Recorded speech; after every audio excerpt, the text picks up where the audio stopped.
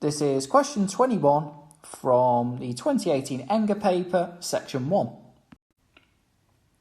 In this question, we're given a circle centred at point O here, and we're told RT is tangent to the circle at S. So RT meets the circle at one point, and it's this point, S. We're told QS equals QP, so i.e. the length of this line segment QS is equal to the length of this line segment QP. And we're told the angle PST here is 75 degrees. And we're asked to find the angle QSO, marked in red here. So we have to find angle QSO, or as I've marked here, X. And so what do? Well, the logical approach is just try and fill in as much of this diagram as we can, get as much information as we can out of it, and then see where it goes, and hopefully we can get some expression for X. So the first one, we know this angle, right? Because we've got a tangent here and a radius here, and so we know these meet at a right angle. So 75 plus whatever this angle is should be equal to 90, so this must be 15.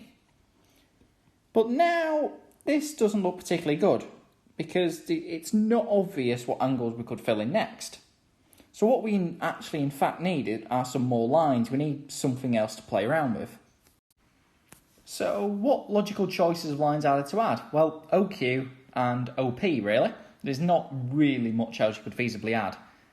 So if we add them, we get this, and the reason for adding these becomes clear because the nice thing is all these three are exactly the same length, which is a nice property for working out some angles.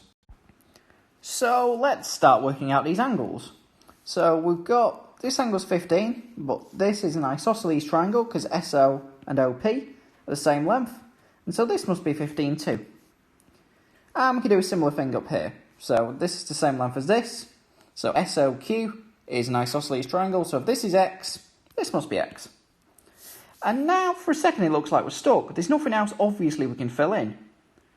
But it's actually okay, because remember that PQ and SQ are the same length as marked by these lines here. So this whole thing is an isosceles triangle, right? And so this angle is the same as this angle.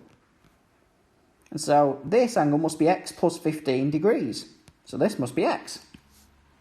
And by similar logic as finding the 15s and the X's, this must be X because this is an isosceles triangle, POQ.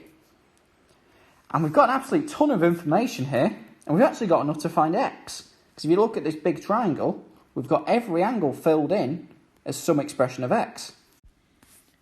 So using the fact that sum of the angles in a triangle is 180 degrees, we get to this. So 2x plus x plus 15 plus x plus 15 is equal to 180, which, expanding out the brackets, comes to 4x plus 30 is equal to 80, minus the 30, and we get to x equals 150 over 4.